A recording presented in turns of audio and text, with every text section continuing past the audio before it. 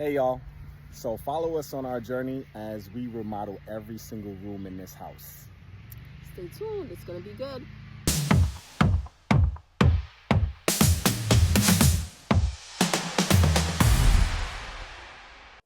Hey y'all, welcome back to part 8 of our multi-part series in which my wife and I remodel every room in this split level home. On today's episode, we're tackling the kitchen. Now, up until this point, this has been our biggest part of this remodel. We completely gutted this kitchen. That being said, this episode is going to be a two-parter. Part 8A and Part 8B, which I will upload next week. Now, we started by removing the cabinets, the oven, the vent, the stove, countertops, sink, the dishwasher, and more. We did find some mold behind the sink, so at this point, we're just removing the contaminated sheetrock so that we can put new sheetrock in. Now it's time to remove this upper framing.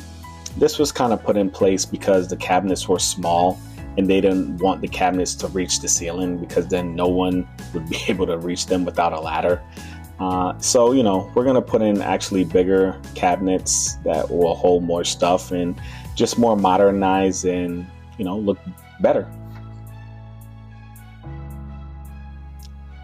So let me know in the comments, the older style houses, it seemed like they were built for shorter people.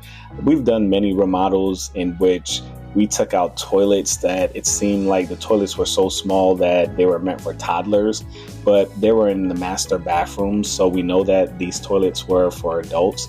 But a lot of these remodels that we do when we do the demos, it seemed like the stuff is just made for shorter people. And now we're just in an age, I guess, that, we're taller, we're bigger. So am I tripping, or do you see this as well? Leave me a comment and let me know. Now it's time to prime the walls and the ceiling. The reason why all this stuff is in the kitchen is because, as you can see in the background, my floor guy is back there and he's sanding the floors. So all this stuff was in the living room. So we had to kind of move it into the kitchen and I had to work around it. But hey, I let it do what it do. Now it's time to bring out the sharpest cut brush in the city or town, cutting around the ceiling, cutting around the window trim, cutting around the baseboard, cutting around the radiator, cutting around the wall outlets and the plugs.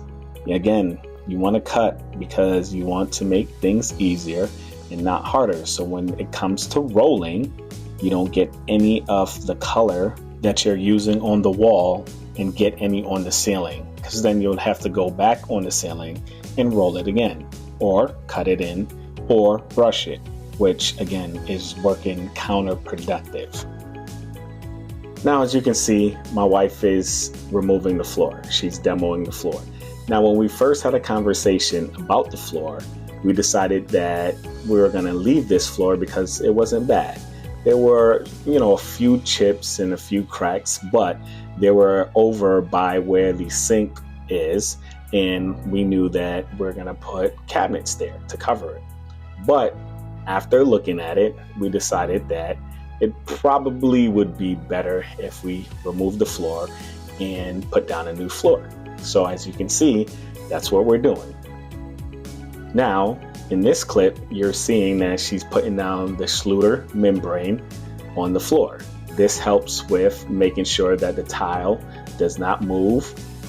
Any shift on the floor will not affect the tile because the membrane will pretty much consume that energy. And so that's why we put that membrane down. Now, as you can see, we're working, tiling. This color is actually a really good color. We've used this color in other projects that we've done, and the kitchen has come out to look very good. And so we spoke to the customer and we decided that we would want to go with a darker tile on the floor for this kitchen, because when we install the cabinets are going to be stark white. Mixing darker with lighter contrast always comes out good in my opinion, and so that's what we're going to be doing in this kitchen. And when you're laying down tile, especially in an area that is this big, you want to make sure that you don't trap yourself in, because once you put the mortar down, you do not want to walk on the tile.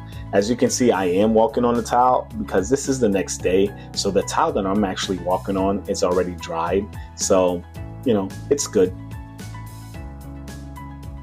Thank you for watching this video to the end. Like I said before, this is a 2-part series. So next week, I will be posting the final video for this kitchen. And as always, stay up, up,